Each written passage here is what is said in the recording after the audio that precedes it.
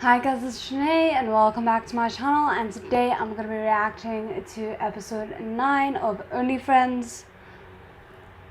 To say I'm nervous would be an understatement.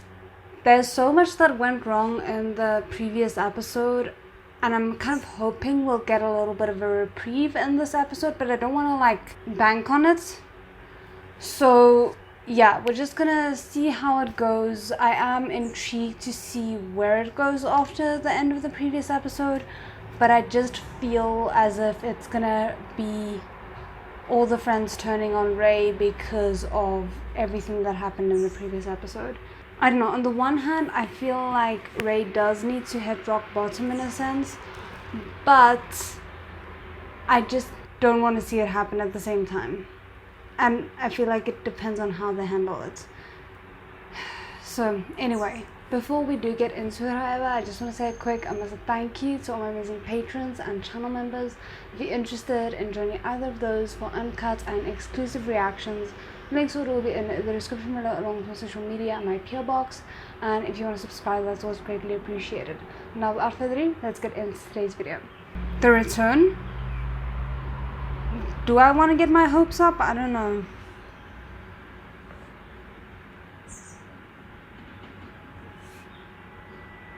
Because it could be the return of so many things.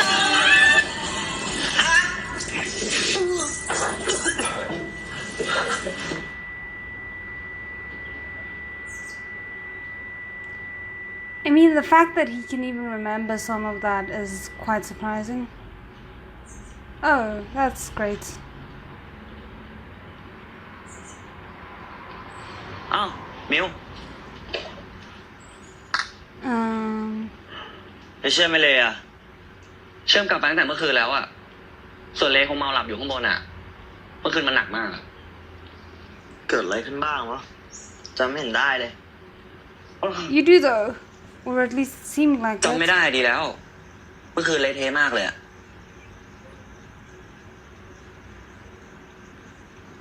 นี่มาทำอะไรแต่เช้าเนี่ยไม่กลับบ้านตัวเองอ่ะเรายังไม่ได้กลับเลยตั้งแต่เมื่อคืนอ่ะเมื่อคืนเรานอนเฝ้ามิวอยู่อ่ะ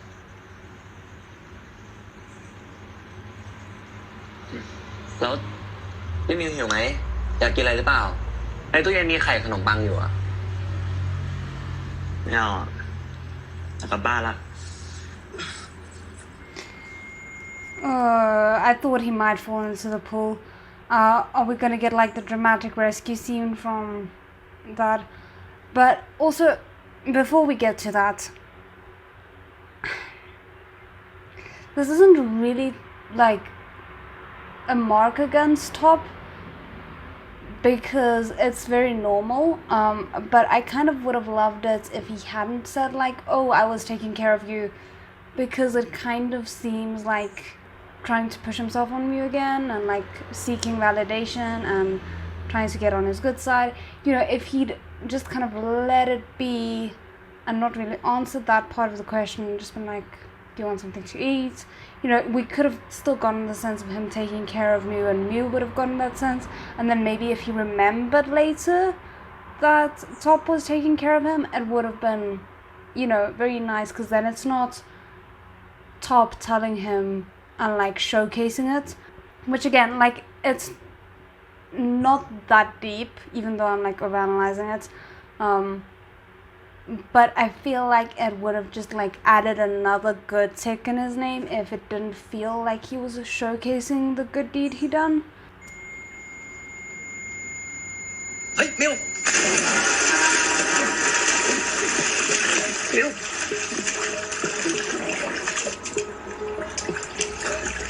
เป็นไรเปล่าอ่ะไม่เป็นไรอ่ะน่าจะลุกเร็วไปหน่อยแบบนี้ไม่ได้แล้วนะมิว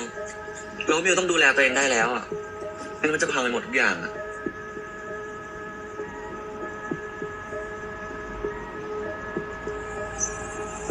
จับขอบ See, because that was nice, him not really invading on his space.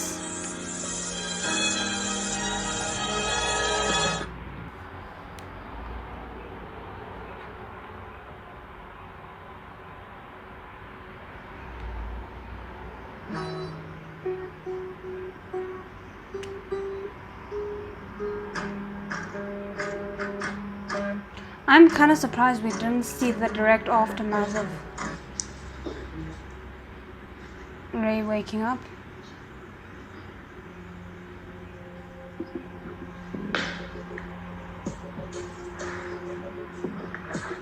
มึงจะรีบไปไหนอ่ะคุยกับกูก่อนดิกูไม่อยากคุยอ่ะกูไม่อยากคุยกับคนที่ทำให้กูเกือบติดคุกมึง No. กูขอโทษ No. กูไม่มีอะไรแก้ตัวทั้งนั้นอ่ะแค่นี้ใช่ปะกูจะได้ไปเรียนต่ออย่าพึ่งดิกูยังอยากเคลียร์กับมึงอยู่นะเว้ยกูว่ากูเข้าใจความรู้สึกตัวเองมากขึ้นแล้วนะ This feels a bit abrupt. กูดีใจด้วยนะกูต้องหาถ้วยรางวัลให้มึงป่ะที่มึงเข้าใจความรู้สึกตัวเองมากขึ้นแล้วอ่ะมึงอย่าประชดกูดิกูไม่ชอบก็เรื่องของมึงเดะกูเคยขอให้มึงมาชอบกูด้วยเหรอI don't like that from Sam. Like, most of it I kind of will give to him because, like, he's hurt. He was very badly affected by the way that Ray treated him. But the fact that he said, I didn't ask you to like me, it just sends the wrong message because it makes it sound like he doesn't want Ray to like him. Which maybe after what happened he doesn't, but I just wish he hadn't worded it like that. กูบอกให้หลบกูบอกให้มึงหลบไงเอาดิถ้ามึงเกลียดกูมากไม่อยากคุยกับกูมากมึงก็ต่อยกูดิจะได้ระบายอารมณ์มึงด้วยไงต่อยกูดิ Ray, what are you doing?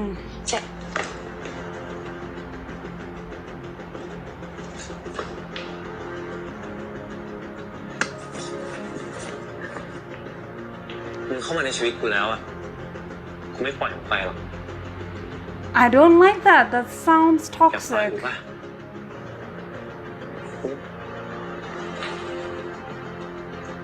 เอาดิ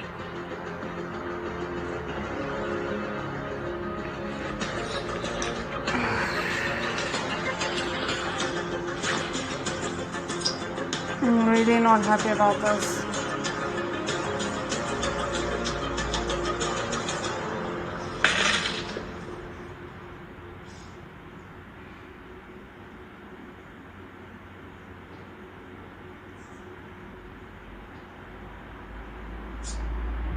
Hey, มึงก็ไม่ได้ดีกับกูสักเท่าไหร่หรอกนะ He's no better than you at this point, unfortunately. And that's why I didn't like it, is because there was no clarity from Ray about, oh, I've cleared things up with Mew. Nothing like that.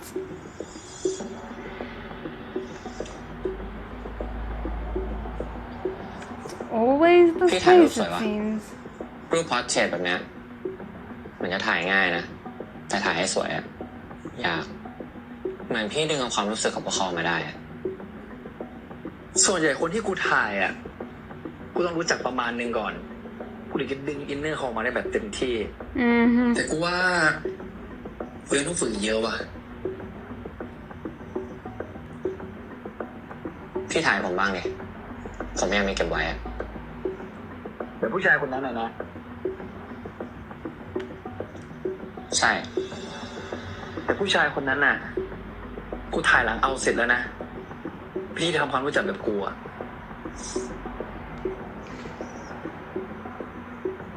Okay, sleep with me before I take your picture. งั้นพี่ก็มาลองทำความรู้จักกับผมบ้างเนี่ยเดี๋ยวมึงชอบผู้หญิงไม่ใช่เหรอวะ Fair question. ไม่รู้ดิตั้งแต่ผมได้คุยกับพี่อ่ะมันก็รู้สึกว่าอยากลองอ่ะแต่เป็นน้องเพื่อนกูนะเว้ย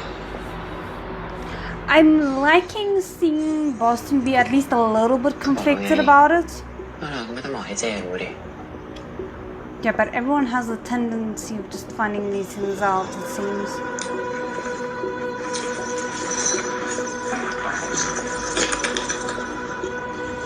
Also, I'm struggling with the timeline of this.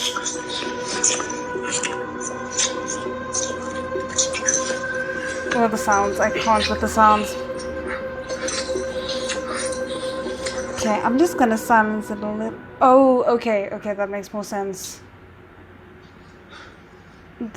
The fact that that was a flashback.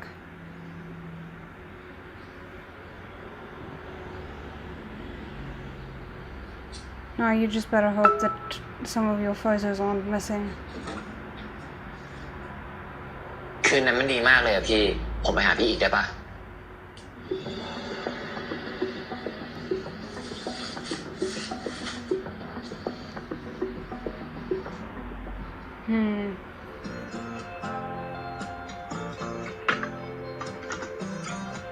มึงเอาน้ำแข็งใส่ถังยังใส่แล้วมึงจอนทีมตัวสำรอง Wow. Sure. Go ahead and celebrate it. That looks awesome. มึงทำไมกูถึงยังไม่เรียนไปตามสักทีวะท่านที่แม่งทำให้เฮี้ยกูตั้งเยอะอะมันมีทฤษฎีทางวิทยาศาสตร์ปะที่อธิบายได้ว่าทำไมเราถึงรักคนเลวอะเฮ้ยหรือแม่งมีฮอร์โมนบางตัวในตัวกูอะแม่งถูกกระตุ้นขึ้นมาวะ I mean, กูว่าแม่ง yeah, probably quite a bit, but also potentially not necessarily past trauma, but how you were raised. But let's not look too deeply into that because that gets complicated. What I will say is I absolutely actually love the fact that we're getting to see them have a friendship and like they're very cognizant of their issues even if they aren't always able to fight against it. Like they're not always able to do the right thing, but they do know they have a problem, which is a nice like breather from Ray and Mew, who are very staunchly ignoring the fact that they have problems. But also I kind of like that we're getting to see Nick cope and be a person outside of his obsession with Boston. มั่วเหรอเว้ยแต่เราสองคนต้องเป็นมาโซคิดอะมาโซคิดเฮี้ยอะไรมึงวะคืออะไรโอ้ยเฮ้ยโอ้ยเจ็บก็นี่ไงมาโซคิดเราสองคนไม่ชอบถูกทำให้เจ็บอยู่เรื่อยๆยิ่งเขาฟาดแล้วก็ยิ่งชอบแล้วเราก็ไม่ไปไหนสักทีหนึ่งอะฉันน่าสงสารชิบหายเลยทำไมวะนี่นะที่กูมีคนเข้ามาจีบนะเว้ยใครวะไอคนที่มึงเคยเล่าให้กูฟังปะที่เขาชวนมึงไปทำงานด้วยอ่ะเขาชื่อพี่แดนยังส่งข้อความหากูอยู่เลยเนี่ยว่าอะไรวะเที่ยวให้สนุกนะกลับมาแล้วพาพี่ไปเที่ยวบ้างเลยไอสัตว์นิกมึงมีคนดีๆมายืนรอแบบนี้แล้วอ่ะมึงต้อง move on แล้วนะเว้ยI don't know if he is decent. แต่มึงอะ We'll see. เลยอะกูว่านะไอเลกับไอมิวอะยังไงก็ไปกันไม่รอดมึงเชื่อกูนะ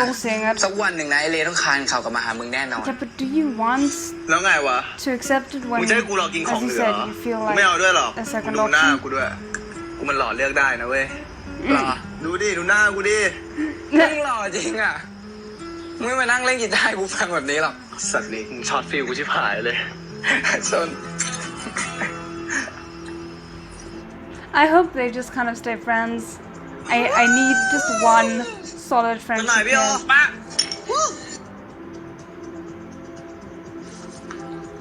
กูแม่งจะพูดว่าดิ้งให้กับความเจ็บช้ำกูพูดได้ไม่เต็มปากอ่ะเพราะมีกูที่อกหักอยู่คนเดียวมึงแม่งมีไอเลเป็นตัวตายตัวแทนในท็อปแล้วนี่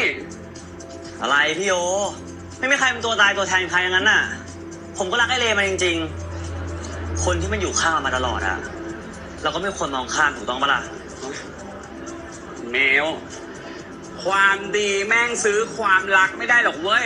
ถ้ากูคิดแบบมึงนะป่านนี้กูมีผัวไปเป็น100 คนแล้วเพื่อนดีๆกูเยอะแยะจะตายไป โอ้พี่มาสอนผมอ่ะตัวเองรอดแล้วเหรอไปงอเขายังอ่ะ ย้อนกูอีกโอ้ยคิดถึงเว้ยเดี๋ยวกูเลี้ยงช็อตมึงเพิ่มเลยดีกว่าไปรอตรงนี้นะ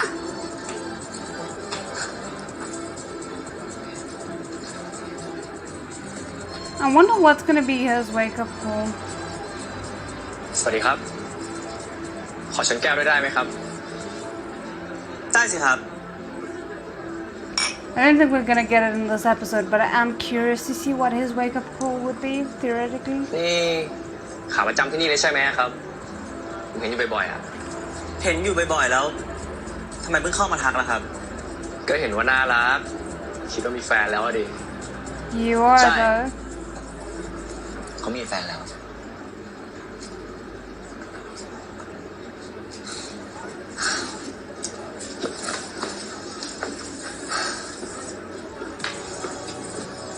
ทำไมยังออกมาเที่ยวอีกอ่ะวันก่อนเพิ่งเป็นลมไปอ่ะทำไมไม่พักบ้าง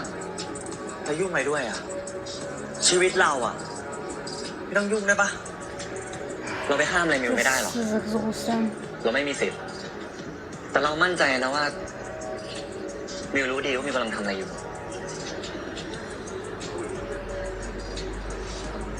แล้วเลยไปไหนอ่ะเดี๋ยวก็มามิวนี่แน่ใจจริงแล้วใช่ไหมแน่ใจอะไรก็แน่ใจว่ามันรักมิวคนเดียวจริงๆนี่กะจะมาดิสเครดิตคนอื่นเพื่อให้ความชั่วของตัวเองดีขึ้นเหรอ This is very frustrating because I don't want Mew to realize to get a wake up call because he found out Ray cheated. I want him to get a wake up call that's not related to Ray. Like, it feels as if all the issues are being piled at Ray's doorstep, and yeah, I get that he definitely deserves at least credit for half of the things that's going on in this series, but everyone's like beginning, middle, and end don't involve Ray, and I just wish he would come to this realization independently of that. Like, for example, this would have been a great moment for him to come to the realization that he doesn't recognize himself anymore because he was about to cheat on someone who he just claimed to love, which is not something his previous self would have ever even considered. And like, I get it's too early for him to come to this realization, but I don't like the fact that they're setting up these building blocks for everything to just be because of Ray. เปล่าเลยเราแค่อยากให้มิวเผื่อใจไว้บ้างหมายความว่าไงเราแค่อยากให้มิวรักตัวเองเยอะๆมิวโทษทีอ่ะมีรถติดมากเลยอ่ะโทษนะไม่เป็นไร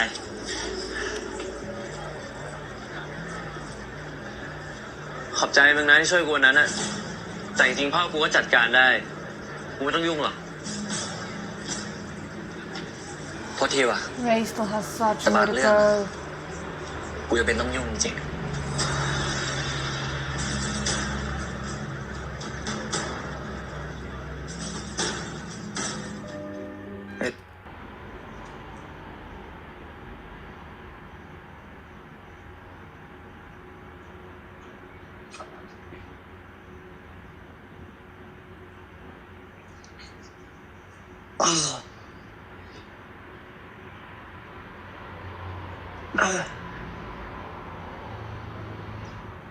คืนนี้กูนอนนี่ได้ป่าวะกูไม่ได้นอนห้องมึงนานแล้วนะเว้ยตั้งแต่เมื่อไหร่วะ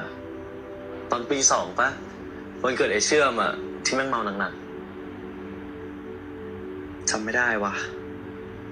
จำไม่ได้ว่ะมึงพรุ่งนี้แม่กูเข้ามาเอาเหรอเขามาทำอะไรวะมาซื้อของไปเข้าร้านอ่ะให้กูพาไปป่ะไม่เป็นไรไปแท็กซี่ดีกว่าง่ายดีด้วย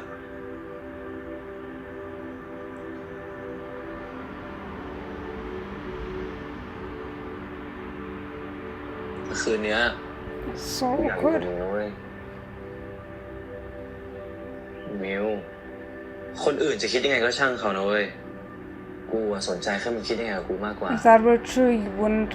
be kissing sand ตอนเนี้ยมึงรักกูแค่คนเดียวหรือเปล่าวะใช่ดิกับมึงอ่ะกูใช้คำว่ารักได้ชัดเจนที่สุดแล้ว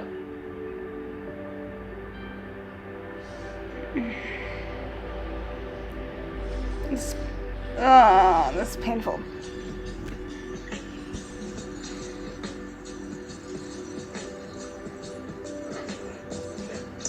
It's weird because it's so uncomfortable to watch, but I do kind of wonder. Yeah, I was about to say, like, no, don't get me wrong. It's not that I wanted them to have continued it when it's so clear that Miu is uncomfortable with it, but I do wonder if they were to sleep together, if they wouldn't very clearly notice the missing spot, because it's clear that Miu actually knows that he doesn't want Ray in that way and is maybe just in denial. But with Ray, I do wonder if he's faced with a very blatant comparison between what he has experienced with Sand versus what his experience is like with Miu,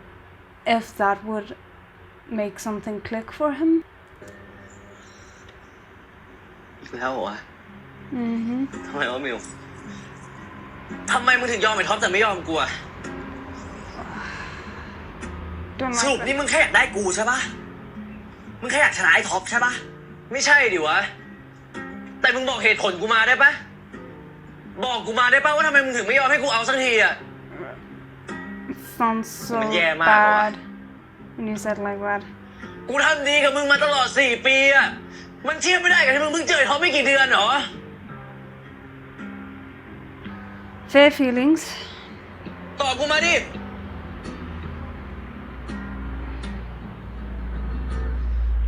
ตอบกูไม่ได้ใช่ปะตอบให้มึงก็ได้เพราะมึงยังโง่รักไอ้ท็อปอยู่ไง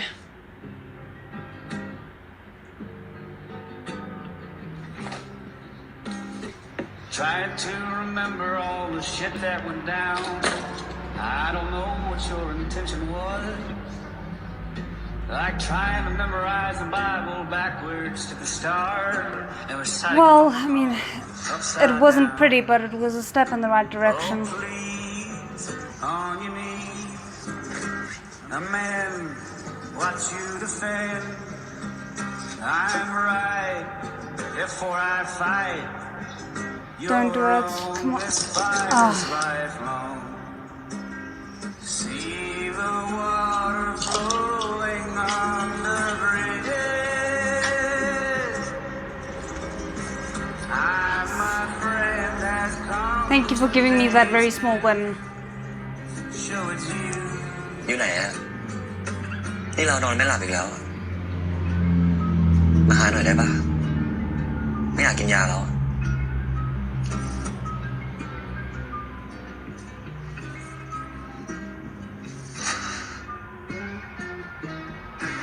I kind of forgot about his insomnia, but I am proud of him for like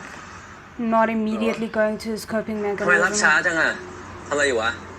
กูมีอะไร อยู่ไหนอะอยู่ห้องปะเดี๋ยวไปหา ไม่อยู่ แล้วมึงอยู่ไหน ทำไมมึงต้องรู้วะ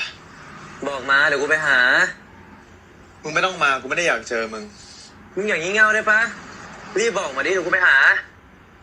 กูกำลังมีความสุขของกูอยู่อะมึงอย่ามารบกวนเวลาของกูดิ ไอ้แซนมึงวางสายใส่กูไอ้แซน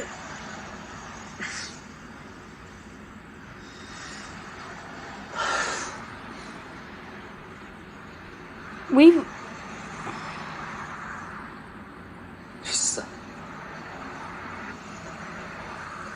Oh no, what are you about to do? ยังไงมึงเจ้ากรรมนายเวรโทรมาเหรอ เออดิไม่คงเมาอีกแล้วอะยังบ่นเฮียไม่บอกจะมาหา เอ้าแล้วไม่รู้เหรอมึงอยู่ไหนอ่ะ ไม่รู้ดิ กูไม่ได้บอกมันอะ แต่ถึงบอกไปนะเมย์ก็ไม่มาหรอก Mm.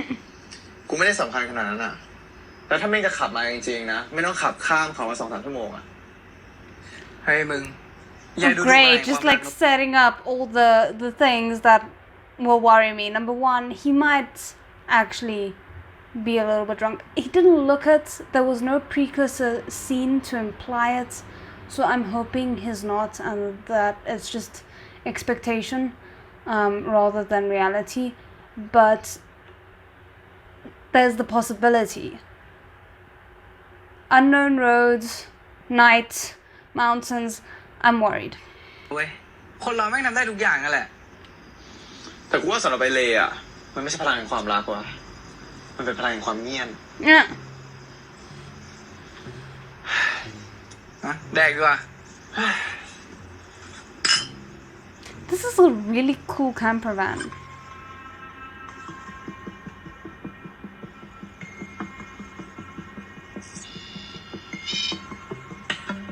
My word, the way they decide to light him is always so sinister. Like, he's always in the red room, the room is dark, there's a light that kind of looked red in the previous shot.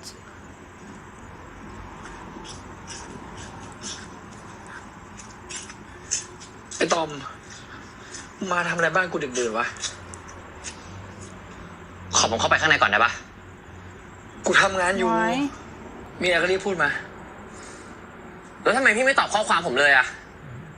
ก็กูงานยุ่งหลายอย่างมีอะไรก็รีบพูดมาเร็วๆขอผมค้างบ้านพี่ได้ปะไม่ได้กูไม่สะดวกมึงกลับไปเลยไปมึงเมาแล้วเว้ยตอมกลับไป Interesting top for him, partner. อะไรวะนี่พี่จะฟันผมแล้วทิ้งเหรออะไรของมึงกูเห็นมึงอยากลองกูก็สนองให้มึงแค่รู้จักตัวเองจะเป็นเกย์เป็นแมนเป็นแพนเป็นเฮียอะไรมึงก็ไปจ่อยชีวิตซะโอ้กูสัตว์เปิดโลกให้มึงอ๋อนี่ผมได้ขึ้นคู่กับพี่แค่นั้นเหรอขอบใจนะแต่ผมว่าพี่จะแบบนี้ไม่เฮียไปวะไอ้เฮียเฮ้ย I can't believe I'm gonna say this. I low-key hate myself a little bit for saying this, but from what I remember, he was clear on what he was willing to give, I think, or at least it seemed that way because this guy asked for like one night, and that's what Boston agreed to. And one night doesn't equate to a relationship. So even though I hate to say it, I kind of understand where Boston is coming from with this. ผมแคร์พี่นะเว้ยมึงจะมาแคร์เฮียอะไรกูน้ำแตกก็แยกทางดีมึงอย่าดราม่าอย่ามาคาดหวังความน่าใสจากกูเลยมึงกับกูคนละลี Excuse you?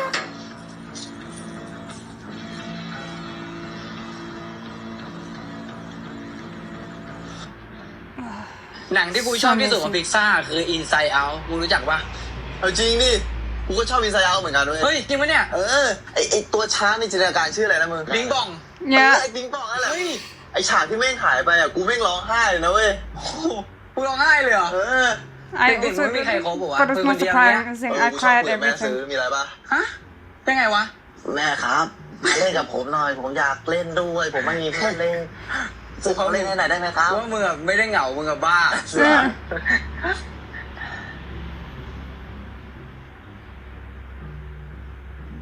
มึง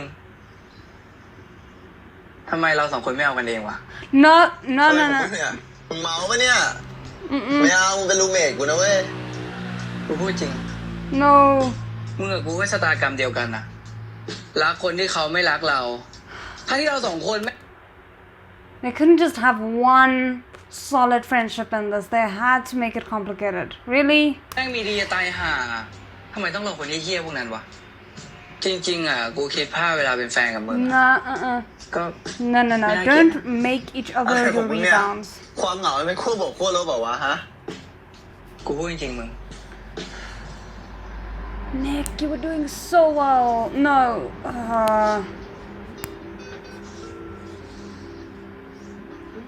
หรือจริงๆเราอ่ะอาจจะแค่มองข้ามไปเองก็ได้นะ This is freaking Mew and Ray 2.0, really?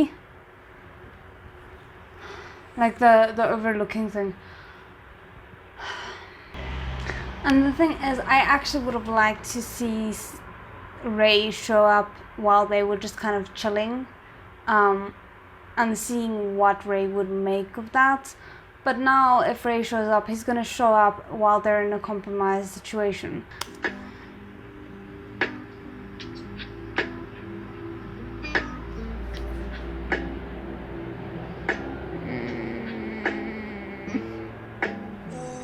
Always warm, always home.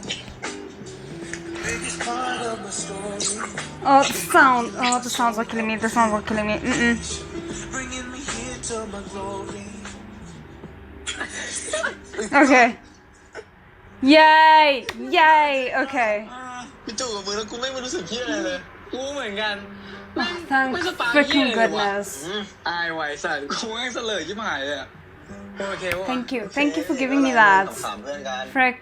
ไป I mean, the fact that they had to go that far before realizing they just had to squeeze in a kiss scene between the two of them, but appreciated that they were like, okay, so there are people that we just don't have anything besides friendship chemistry with. Thank you. Appreciated. What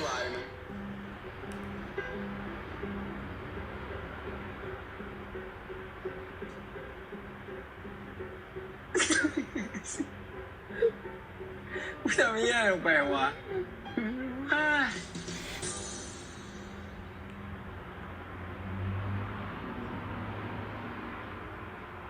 หลังนี้เลยครับน้อง ขอบคุณครับ It's such a nice caravan thing. Oh my word. Can you at least knock? เฮ้ยพรุ่งทำอะไรกันอ่ะพรุ่งเอากันเหรอ ไอ้เลยมึงมาได้ไงเนี่ย กูบอกว่ากูจะมา กูทำตามสัญญาไง ตอนนี้มันตี 2แล้วนะ มึงขับรถมาเองเหรอ ก็ดิ ถ้ากูไม่ขับมา กูคงไม่เห็นหรอกพรุ่งเอากันอยู่อะ เฮ้ย พวกกูสองคนไม่ได้เอากัน แค่นอนกอดกันเฉยๆอะเลิกแล้ว ไม่ต้องพูดแล้ว Nah. มึงกับกูจะได้กันอ่ะนี่ก็ไม่ใช่เรื่องของไอ้เลย แต่พวกกูสองคนไม่ได้เอากันจริงนะเว้ย กูไม่คิดอะไร ช่างมันนิกพวกมึงสองคนจะได้กันแต่กูไม่ติดหรอก แต่คืนนี้กูขอนอนด้วยนะ ฮะ เห็นปะ What the hell is going on with เน่ Reyes? เลย ก็กูขอนอน I ด้วย feel ไง so bad for Nick in this. หรือจะ3 คนไหมกูไม่ติดนะ Oh my word. บอกไปเลยไปมึงออก เร็วขับรถมาตั้งไกลอ่ะ ออกไป Ray is so like วันนี้ unconsiderate of people's boundaries.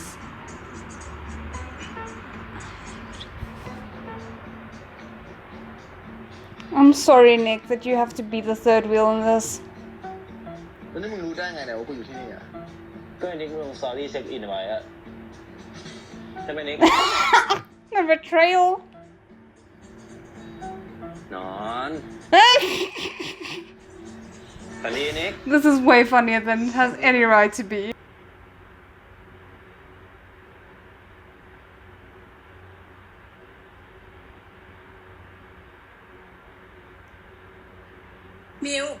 มิว ตื่น เป็นไรปะเนี่ย เอ้าแม่มาตั้งแต่เมื่อไหร่เนี่ยไม่เห็นโทรบอกเลย They แม่ probably เคาะประตู did. เป็นชั่วโมงแล้วโทรหาเป็น100 สายก็ไม่รับ แม่เป็นห่วงก็เลยไปขอกุญแจสำรองเปิดเข้ามาเนี่ย โทษทีครับมีมิวเผลอหลับอ่ะ ยาวเลย ของมิวเหรอ นี่สูบบุหรี่แต่เมื่อไหร่อ่ะ ไม่นานนี้เองอ่ะแตอนมิวไม่ได้ติดนะแม่ ไม่สูบได้ไหม แม่ขอ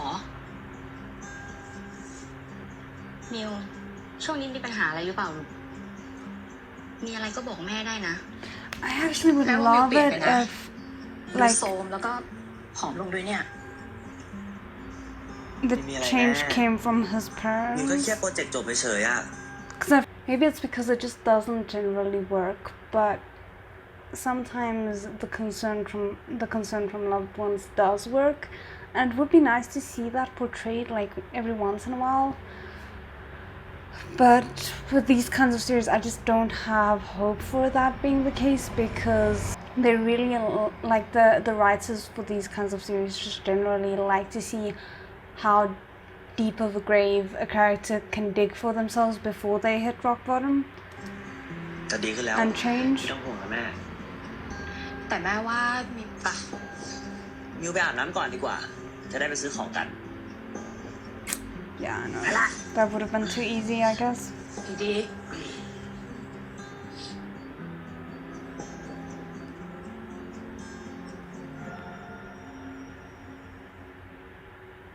I like that we have at least one แอปไม่รับเลย set of parents who will carry. เดี๋ยวไปดูแท็กซี่ข้างนอกแล้วกัน แต่ไม่รู้จะมีไหมนะ แม่บอกแล้วไงให้เรียนขับรถจะได้สะดวกเนาะ มีกลัว10 ล้อจะตายแม่ก็รู้ 10 ล้อใช่เหรอมิว Yeah. มิวแม่สวัสดีครับ สวัสดีจ้ะ ผมพร้อมนะครับ เป็นเพื่อนมิว อ๋อท็อปแม่เคยเห็นในไอจีของมิวอ่ะ ตัวจริงหล่อกว่าในรูปอะเนี่ย ผมมาแม่ มาทำไมอ่ะ มีอะไรหรือเปล่า พอดีมีเรื่องสำคัญจะคุยด้วย วันก่อนยังไม่ได้บอกเลยทำไมไม่โทรมาบอกก่อนนะจะออกไปซื้อของกับแม่อ่ะ ไม่ว่าง เราโทรไปแล้วแหละ แต่มิวไม่รับอ่ะนี่เราจะไปซื้อของกันใช่ไหมครับ ใช่จ้ะแม่จะซื้อของตกแต่งร้านอ่ะ No, I don't want him to invite himself. ถ้าไปรบกวนเนี่ยให้ผมไปส่งเลยครับ ไม่ต้องอ่ะ เดี๋ยวไปกันเองได้ แท็กซี่ยังเยอะอย่างเงี้ย ไหนบอกว่าเรียกยากไงหุยให้เดินไปเนี่ยลมก็แรงฝนจะตกด้วยเนี่ย ไม่เอาหรอก Come on. เพื่อนเสนออ่ะเราก็ Mom, ไปสิ you're supposed to be reading between the แม่ lines สั่งมา here. ว่าจะไม่รบกวนเขาป่ะจ้ะ ไม่รบกวนเลยครับ พอดีวันนี้ผมว่างทั้งวันนะครับ ยังไงแม่มิวก็เหมือนแม่ผมนะครับ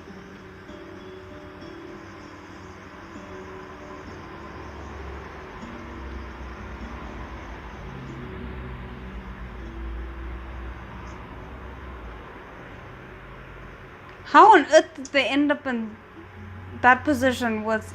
him on the other side?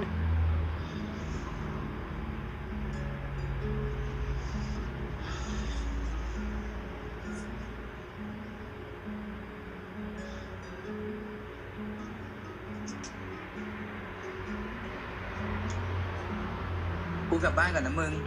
ไม่อยากขัดขวางความรักว่ะ Wow, Nick. การโรแมนติกเสียเปล่าไปนะมึง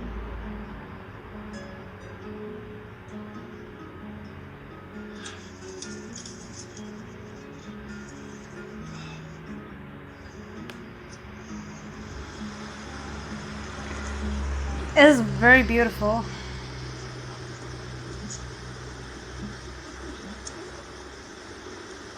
สรุปอีกทีกูกลับว่ากูเหรอ Mm-hmm. กูรู้ตัวนี่ Yeah, calling out on it. กูหน้าด้านอยู่ละ Too thick-skinned sometimes. กูถามมึงจริงๆนะเลยมิวเขาไม่รู้เรื่องกูกับมึงเหรอวะ รู้ดิ แต่ไม่ทั้งหมดนะ แล้วเขาว่าไงวะ ก็มันไม่รู้ว่ากูกับมึงเอากันอยู่อะ แบบนี้ก็คือกูเป็นชู้อ่ะดิ สงสารมิวเหมือนกันนะ โดยท็อปหลอกยังไม่พออ่ะ ยังมาโดนมึงหลอกอีกอ่ะ Yeah, calling out on it. Like, กูว่าเราพอแค่นี้ดีกว่าป่าวะ I hate that Sand is not standing his ground,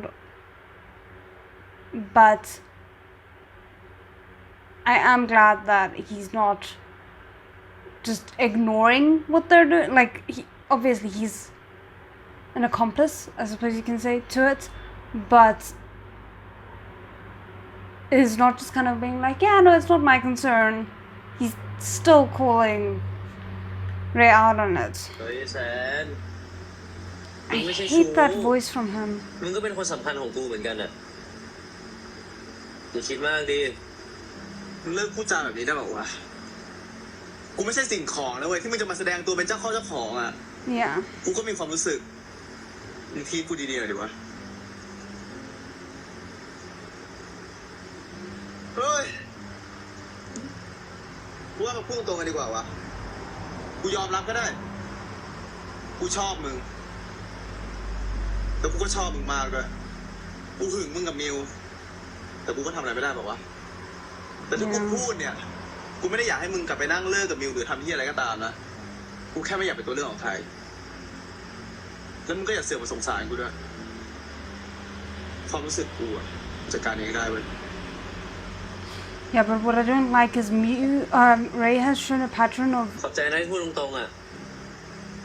manipulating Sam แต่มิวมันก็เป็นคนสำ and คัญ it's ของ not กู being อะ addressed. จะให้ตัดเลยมันก็ไม่ง่ายเปล่าวะ Yeah, but you're also not really trying กูก็กดดั though. นอยู่แล้วอะแต่ถ้ากูเจอคนใหม่ที่เขาไม่มีเงื่อนไขอะกูก็พร้อมจะไปกับเขาเลยนะกูไม่รอมึงนะ I'm glad he set those boundaries.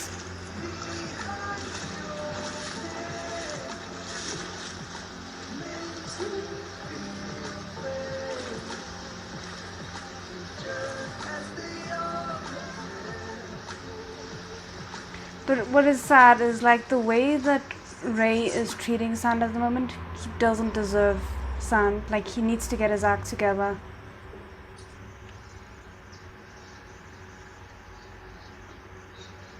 นี่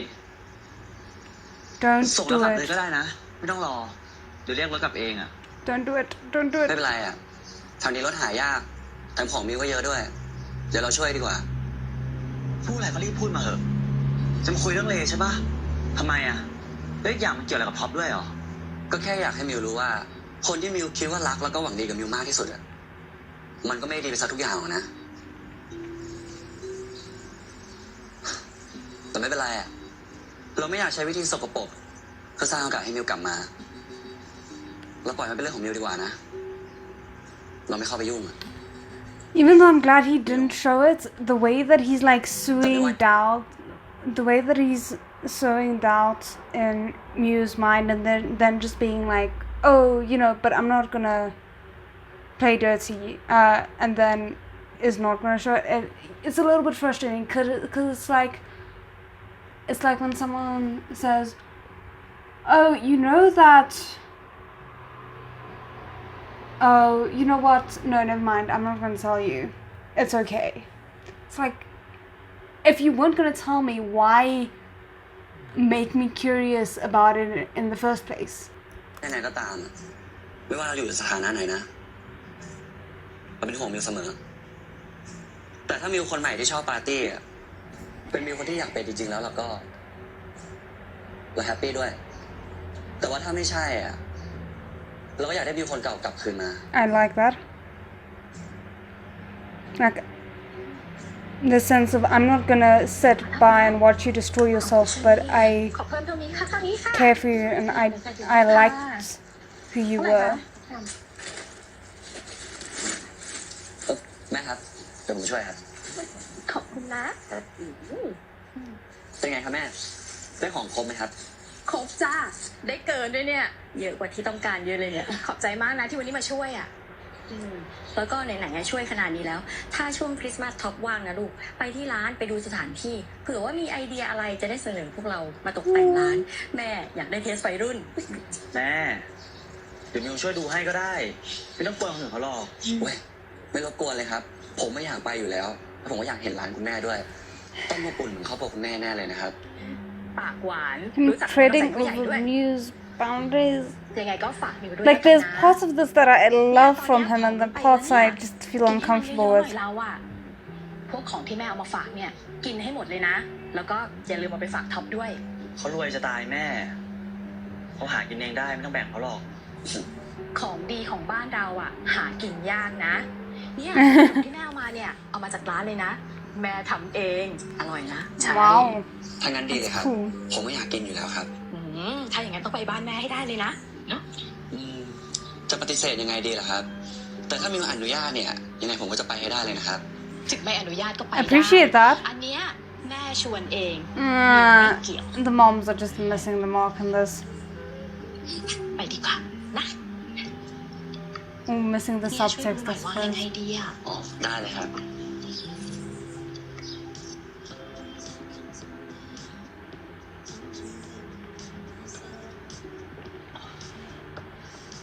ไม่ได้มาเที่ยวแบบนี้นานแล้วอะรู้สึกแก่จังเลย โหพี่ ของนี้อยู่ที่ mindset ถ้าพี่คิดว่าตัวเองแก่อะพี่ก็จะรู้สึกแก่นะ แต่ถ้าพี่อยากแก่ ผมก็จะเรียกพี่ว่า No! daddy No! Okay. เลยเหรอแดดดี้นี่คือพ่อเลยนะคือพี่ยังไม่ถึง40เลย ไม่ใช่แบบนั้นแดดดี้ที่ผมหมายถึงไม่ได้แปลว่าพ่อแต่หมายถึงว่าคนที่แก่แต่ยังฮอตอยู่อะ งั้นก็ตามสบายจะเรียกอะไรก็เรียก แต่งั้นขอบใจนะที่ชวนออกมานานๆทีได้ปลดปล่อยตัวเองก็ดีเหมือนกันไอ้ เป็นกันไง งั้นวันนี้พี่ไม่เป็นบอสแล้วนะ เรียกพี่ว่าแดดดี้แดดแล้วกัน Oh my god, it's so cringy. I'm sorry. โอเคครับ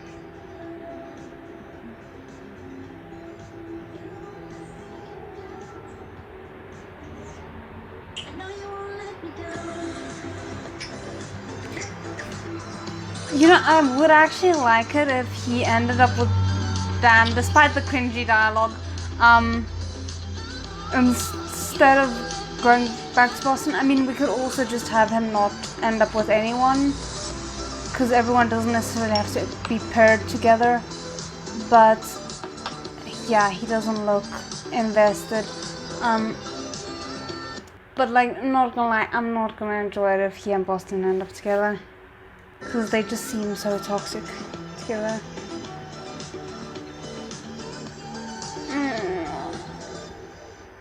It would probably be better if Dan was a bad guy, because then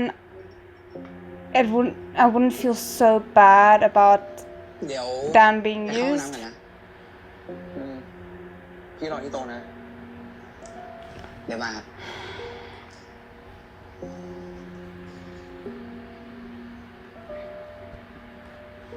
Oh, this sucks. Oh, Nick.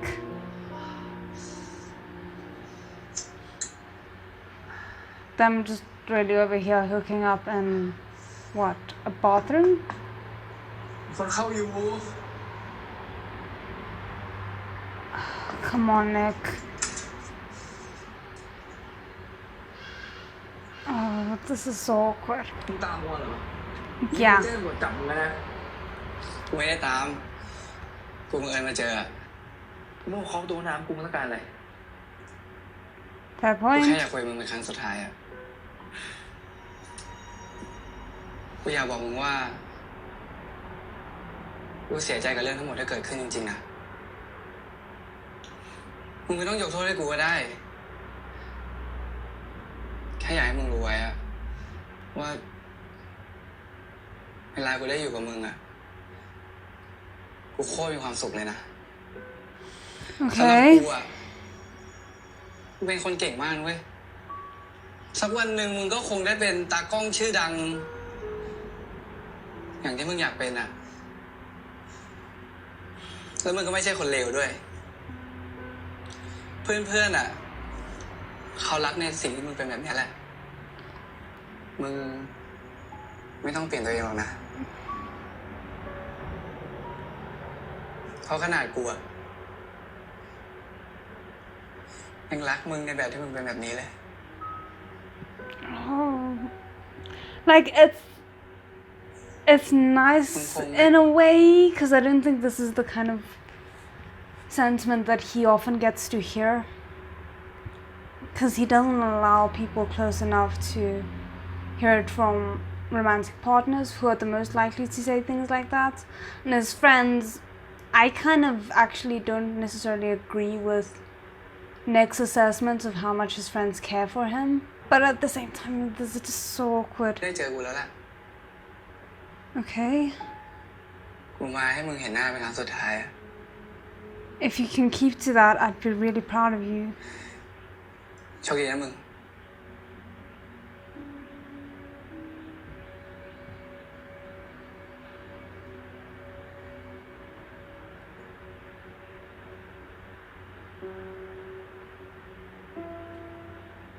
นั่นแฟนเก่าเหรอดราม่าดีวะ กลับก่อนนะ เอ้า Oh, no, no, no, no, no, no.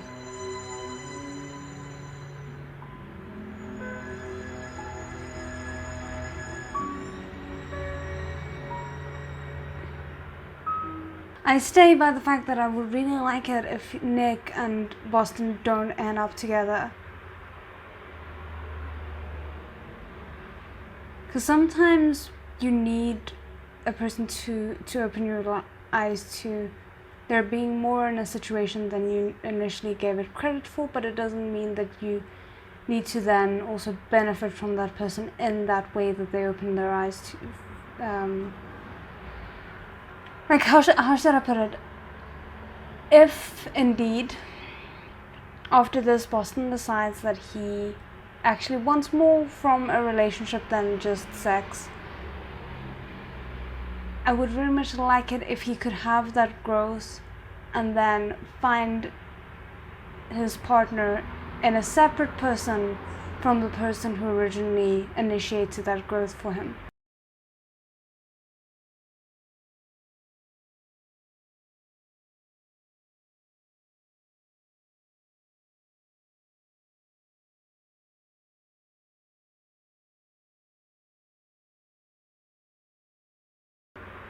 มึงรู้ปะวันนั้นที่กูขับรถชนอ่ะวินาทีนั้นคิดว่ากูจะตายแล้วนะแม่งเห็นภาพตั้งแต่ตอนกูเกิดตอนแม่กูตายตอนกูหัวเราะกับเพื่อนตอนกูมีความสุขเห็นภาพคนสุดท้ายที่กูคุยด้วยก็คือมึง And yet you've made all these stupid mistakes from there. ว่าถ้าวันนั้นมึงเป็นอะไรขึ้นมากูคงโกรธตัวเองไปตลอดชีวิตอะ แล้วไงวะสุดท้ายแล้วมันก็คือคนที่ช่วยชีวิตกูไว้นะมึงว่าถ้ากูตายจริงๆขึ้นมาจะมีสักกี่คนวะที่ร้องไห้ให้กู I would hope all จะมี your คนเสีย friends. ใจไหมหรือว่าเขาจะดีใจกันวะที่คนที่เหี้ยแบบกูหายไปจากโลกคนหนึ่ง Oh, the lack of self-worth. มันก็พูดเวอร์เกินบนโลกเนี้ยมีคนเที่ยวกับมึงตั้งเยอะแล้วถ้าเทียบกับไอ้บอสตันนะกูว่ามึงแม่งนักบุญไปเลยวะ Is he though? แล้วเอาเข้าจริงอะถ้ามึงเป็นอะไรขึ้นมานะอย่างน้อยๆมึงก็จะมีกูยืนร้องไห้ให้มึง Again, I appreciate the fact that he didn't งั้นถ้าวันนั้นมาถึง deny อะมึงร้องเพลงไมโคร Ray งานศพกูได้ปะ acting like a crappy person, กูขอ but แบบอย่า he ดีกว่า still gave him ลืมเสีย that ดีกว่า validation. ลืมซะแล้ว สัตว์พอแล้วไม่เอาเลิกพูดเรื่องในตายดิกูเป็นคนมีความฝันเว้ยกูยังไม่อยากตาย The amount of times that die has been referenced, or death has been referenced in the show, กูขอไปเทศกาลดนตรีรอบโลก I'd be honestly shocked if one of the core friend group didn't end up dead by the end of the show. And I don't want that to happen. แต่กูไปแบบลำบากนะลูกคุณหนูแบบมึงเนี่ยจะไปไหวเหรอ ไหวดิกูไปได้ทุกที่อะถ้ามีมึง มึงรู้ป่ะชีวิตกูแม่งไม่เคยต้องยอมใครขนาดนี้มาก่อนเลยวะ กูก็ไม่เคยข้างรักใครจนขับรถมาไกลขนาดนี้เหมือนกัน And yet it's not enough for you to actually commit to the person even though you know that you're hurting them because you're not committing to them.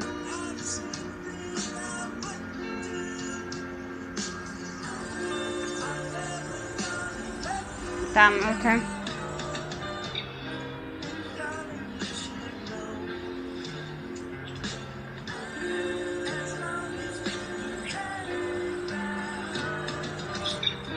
This is a lot.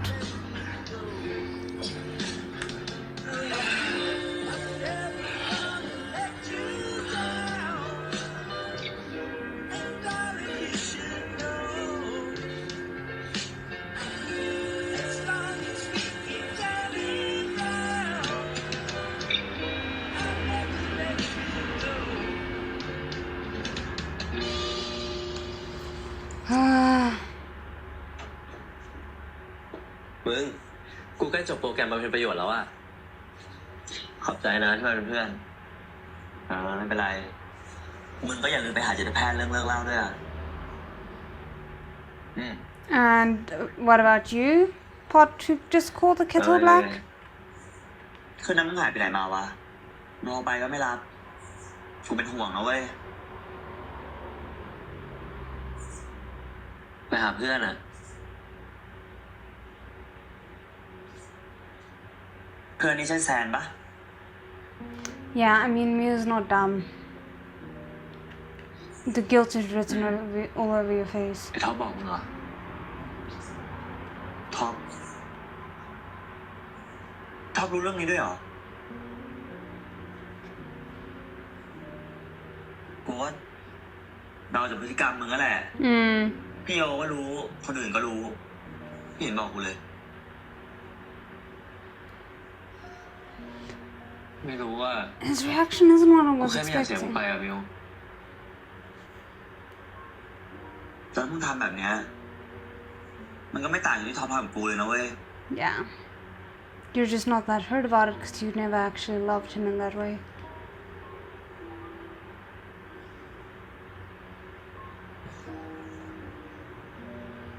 แต่กูดีใจนะเว้ย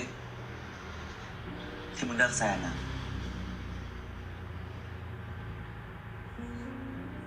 มึงไม่โกรธกูเหรอ กูไม่มีสิทธิ์โกรธอะไรมึงวะมึงนี่ต้องเกลียดกูมากกว่าอีกมึงก็เห็นชัดอยู่แล้วปะว่ากูคบมึงไปชดท็อปอะ Yay, the self-awareness has returned to both of them.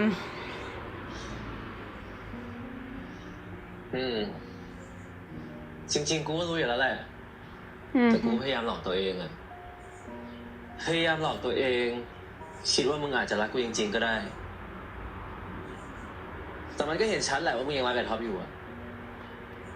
That doesn't fix the fact that he did this while he was still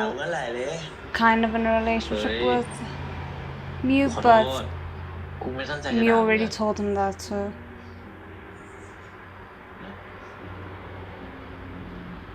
แต่มึงจะให้โอกาสมันจริงเหรอวะ ก็อยากลองดูอะมึง Okay. กูก็เห็นความพยายามของมันนะ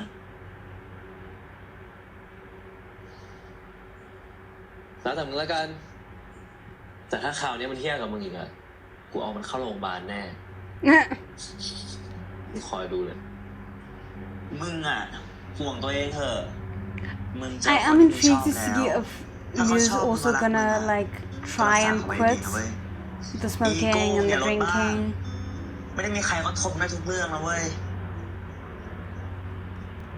True. I like that they're giving each other a little bit of hard truths here. And it's not just like from Miu to Ray, it's also a little bit from Ray to Miu. But yeah, as I was saying, I'm intrigued to see if we're gonna get Miu trying to quit his new bad habits and finding that it's not as easy as he assured himself it would be. ขอบใจมึงนะกูรักมึงนะ กูก็รักมึงนะเว้ย เฮ้ย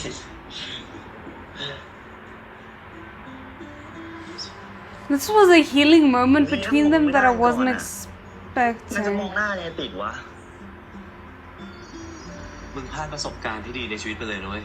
โถ่ขี้โม้ชิบหายมึงอ่ะ กูพูดจริง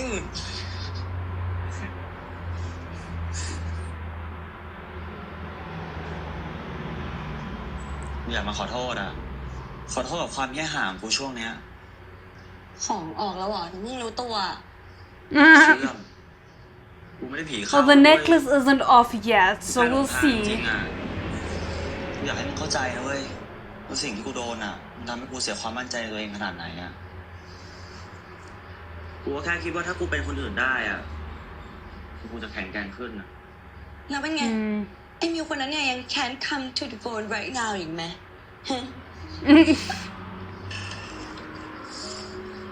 But it is interesting to think of it as not as much a lashing out as it was a self-defense mechanism. ก็ถ้าพวกมึงสัญญาว่าพวกมึงจะไม่มั่วกันอีกเนี่ย กูก็จะกลับไปทันต่อ I mean, obviously there was definite lashing out included in, but เชื่อม it's interesting to think that the self-defense กูว่า mechanism กูยัง was รักท็อปอยู่อ่ะ part of it. โอ้โห ชัดมากไม่มีอะไรจะชัดไปมากกว่านี้ได้แล้วแล้วก็ไอ้ท็อปเนี่ยก็ยังรักมึงมากๆอยู่ค่ะคืนวันฮาโลวีนเนี่ยกูยังเห็นเลยนะว่าไอ้ท็อปเนี่ยมันอยู่ข้างมึงไม่ห่างดูแลอย่างดีเวอร์แต่จริงๆเนี่ยความผิดมันเนี่ยก็เฮี้ยแหละมันเกินที่จะยกโทษให้กูเข้าใจนะแต่ไม่รู้วะกูไม่เชียร์แล้วแต่กูเนี่ยก็อยากให้มึงอ่ะทำตามหัวใจตัวเองนะไม่ใช่ว่าฟังแต่มัธสอนอ่ะ มาสวัสดีครับ เอาไอ้ต้อมไปไหนมา ไปหาเพื่อนมาพี่มิวสวัสดี Oh. มึงลองมึงไปช่วยสาวด้วยนะเว้ย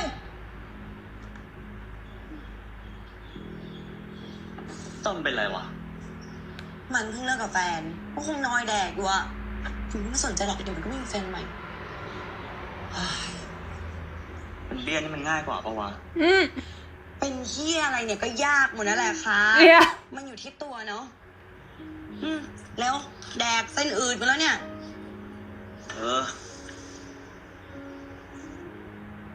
Oh, Chum just ไปด้วยครับ spitting facts. ครับ ชั้นไหนครับ อ๋อ ชั้นเดียวกันสินะครับ Oh, great.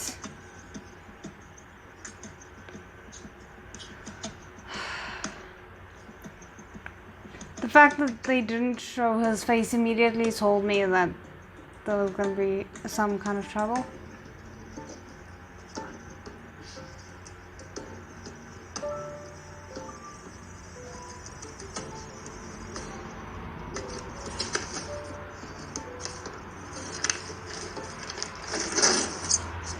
ไหวปะครับ ให้ผมช่วยถือไปส่งไหมครับ ไม่เป็นไรครับ ขอบคุณมากครับ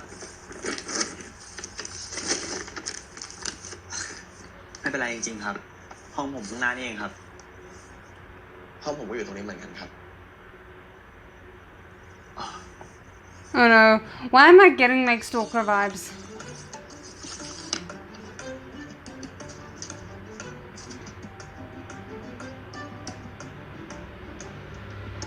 ตีการ์ดก็มีอ่ะ จะกดทำไมอ่ะ Oh, oh, oh, oh, oh, oh, oh no. Yeah, no, I mean, I pretty much figured, but because he was like, oh, my room is right up there, I was like, oh, wait, is he because, okay, I assumed he was going to talk to Top and that this was the friend that Top had called over. But then when Mew was like, oh, my room is right up there, I was like, oh no, is this gonna be like a new neighbor situation and Mew's at his own apartment? But no, the first guess was indeed the correct one, and this is gonna be a disaster.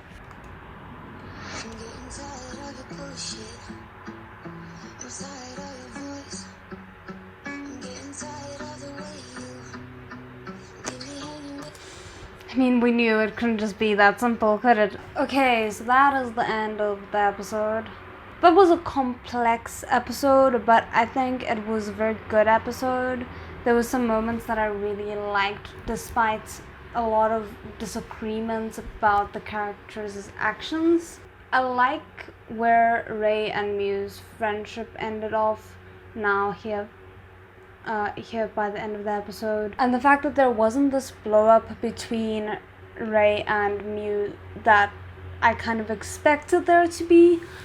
That was just a very nice surprise and like kind of like subversion of expectations. I would have loved it if we had seen Ray wake up, but because it really does seem that he's not really on the road of internalizing everything that's happening to him and what he's doing, it makes sense that they didn't focus too much on the morning after for him, because it was a non sequitur. There was no real change in his attitude with regards to that, and it is a little bit frustrating because there's been so many moments where you would kind of expect people to want to turn their lives around because of it, or like at least try and make different choices because of it, and none of those moments have actually resulted in it happening. So it makes you wonder, like, what is going to be the turning point for Ray, you know? The moment with Boston and Nick was nice, surprisingly. I do still hope that Boston and Nick don't end up together, but maybe that's just me. And yeah, as cringy as the like kiss between Nick and Sam was, it was nice to kind of like have that fear of, oh no, they're gonna hook up, and then they're like, okay, no, this is a mess, we're not doing that, we don't click that way, we're just friends. Like there was a realness to that I really liked. So overall, I think a pretty good episode. Not my favorite because there was just too many messy moments within the like good to be my favorite, but it was definitely up there. I really enjoyed a lot of it. So anyway, I hope you guys did as well, and otherwise I'll see you in the next one. Bye.